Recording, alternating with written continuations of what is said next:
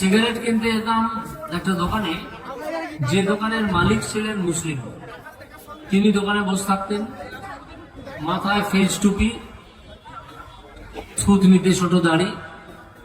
আমি রোজ গিয়ে তাকে টাকাটা দিতাম, কিন্তু তিনি টাকাটা হাতে দিতেন না। তিনি বলতেন টাকাটা কোথায় রাখবেন, তো আমি সেখানে রাখতাম। উনি এক প্যাকেট সিগারেট বার করে নিয়ে সেই সিগারেটটা আর একটা জায়গায় রাখতেন, বলতেন আপনি ওখান থেকে নিয়ে নিন। তো এরকম দিনের পর দিন ঘটার পরে আমি একদিন তাকে জিজ্ঞেস করলাম যে আপনি এটা করেন কেন? যে দেশটা আমাদের, দেশটা হিন্দুর এবং মুসলিমের একই সঙ্গে, দুজনের। এমন নয় যে বিজেপি এই সব মুসলিমদের মেরে খেলা হবে, আদৌ কখনো তা হবে না। হিন্দুরও খিদে পায়, মুসলিমেরও খিদে পায়। দুঃখ পেলে হিন্দুর চোখেও জল আসে, মুসলিমের চোখেও জল আসে। কাজের প্রয়োজন হিন্দুরও হয়, মুসলিমেরও হয়। চাকরি যে টাকা দিতে পারবে তাকে বিক্রি করে দেওয়া হয়েছে, সে হিন্দুই হোক আর মুসলিমই হোক। এই যে দুর্নীতি এবং চুরি চুরির ব্যবসা, এইটা থেকে আমাদেরকে মুক্ত হতে হবে। এবং এই মুক্ত হতে গেলে তৃণমূলকে শাসন ক্ষমতা থেকে সরানো অত্যন্ত জরুরি। যে মুসলিমরা ভারতীয় এবং ভারতীয় সংস্কৃতি মেনেই তারা চলে, সুতরাং মুসলিমদের সঙ্গে প্রকৃত অর্থে বিজেপির কোনো বিরোধ নেই। যখন তৃণমূল হেরে যেতে পারে, কিন্তু কি করে হারবে? যদি আপনারা ভোট দেন এবং যদি শক্তভাবে দাঁড়ান তৃণমূলের গুন্ডামির বিরুদ্ধে, তৃণমূলের যে পুলিশ প্রশাসনকে ব্যবহার করা তার বিরুদ্ধে, তাহলে কিন্তু তৃণমূলের হার নিশ্চিত। আমি শুনেছি যে সম্প্রতি এখানে একজন প্রাক্তন তৃণমূল নেতা তার বহু অনুগামী নিয়ে বিজেপিতে যোগ দিয়েছেন। আমি তাকে স্বাগত জানাচ্ছি। একটা ব্যাপার মনে রাখতে হবে যে এই হিন্দু মুসলিম ভাগ করে কিন্তু আসলে কোনো উন্নয়নে মানুষের লাভ হয় না। হিন্দুরও খিদে পায়, মুসলিমেরও খিদে পায়। দুঃখ পেলে হিন্দুর চোখেও জল আসে, মুসলিমের চোখেও জল আসে। কাজের প্রয়োজন হিন্দুরও হয়, মুসলিমেরও হয়। এই তো দু তিনটে ব্যাপার, খাদ্য, বস্ত্র, বাসস্থান। এটার জন্য হিন্দু মুসলিম ডিভাইড যারা করে, তৃণমূলের মতো দল, তাদেরকে সমাজ জীবন থেকে এবং রাজনৈতিক জীবন থেকে বাদ দেওয়াই উচিত। বিজেপির অবশ্যই একটা মতাদর্শ আছে, কিন্তু তারা কখনোই বলে না যে মুসলিমদের ধরো, মানো এবং কাটো। তারা বলে যে মুসলিমরা ভারতীয় এবং ভারতীয় সংস্কৃতি মেনেই তারা চলে, সুতরাং মুসলিমদের সঙ্গে প্রকৃত অর্থে বিজেপির কোনো বিরোধ নেই।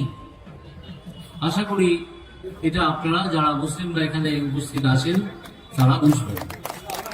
এবং আমি ব্যক্তিগতভাবে মনে করি যে বহু মুসলিম আছেন, ধর্মপ্রাণ মুসলিম, যারা অন্যের ক্ষতি করেন না, যারা মনেই করেন না যে তাদের ধর্ম তাদেরকে শিখিয়েছে যে অন্যের ক্ষতি করো। আমি কিছুদিন আগে একটা ইন্টারভিউতে আমার একটা অভিজ্ঞতার কথা বলেছিলাম। আমি আজ থেকে 20-25 বছর আগে যখন সিগারেট খেতাম, আমি কলকাতার একটা জায়গায় থাকতাম, সেটা আপনারা অনেকেই চিনবেন, নাম শিয়ালদা। সেখানে রোজ সকালবেলা উঠে সিগারেট কিনতে যেতাম একটা দোকানে, যে দোকানের মালিক ছিলেন মুসলিম। তিনি দোকানে বসে থাকতেন, মাথায় ফেজ টুপি, থুতনিতে ছোট দাড়ি। আমি রোজ গিয়ে তাকে টাকাটা দিতাম, কিন্তু তিনি টাকাটা হাতে দিতেন না। তিনি বলতেন টাকাটা কোথায় রাখবেন, তো আমি সেখানে রাখতাম। উনি এক প্যাকেট সিগারেট বার করে নিয়ে সেই সিগারেটটা আর একটা জায়গায় রাখতেন, বলতেন আপনি ওখান থেকে নিয়ে নিন। তো এরকম দিনের পর দিন ঘটার পরে আমি একদিন তাকে জিজ্ঞেস করলাম যে আপনি এটা করেন কেন? তো আপনি তো টাকাটা নিচ্ছেন এবং সিগারেটটা দিচ্ছেন। বলল না, আমার ধর্ম আমাকে এটা শেখায় না যে মানুষের ক্ষতি করতে। আমি তো আসলে আপনাকে বিষ বিক্রি করছি, সেই বিষ তো আমি নিজের হাতে আপনাকে তুলে দেবো না, এবং বিষ বিক্রির যে টাকা সেটাও আমি নিজের হাতে নেবো না। আমিও এখানে রাখবো, আপনি তুলে নিতে হলে নেবেন, না নিতে হলে না নেবেন। আপনি টাকা এখানে রাখবেন, আমি নেবো, কারণ এটা আমার ব্যবসা, কিন্তু আমি সরাসরি আপনার থেকে টাকা নেবো না। একজন ধর্মপ্রাণ মুসলিম এইরকমই মানুষ। তারা কখনো অন্যদের ক্ষতি করার জন্য উগ্রবাদী হয়ে ওঠেন না।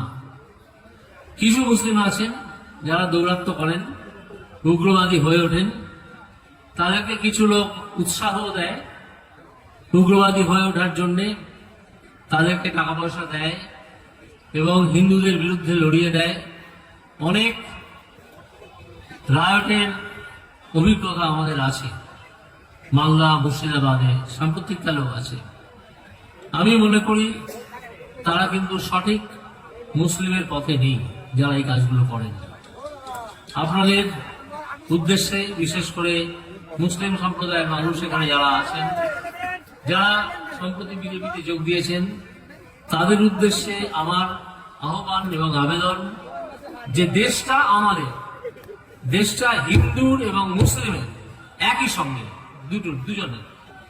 দেশটা শুধু হিন্দুর মালিকানাধীন নয়, বা দেশটা শুধু মুসলিমের মালিকানাধীন নয়।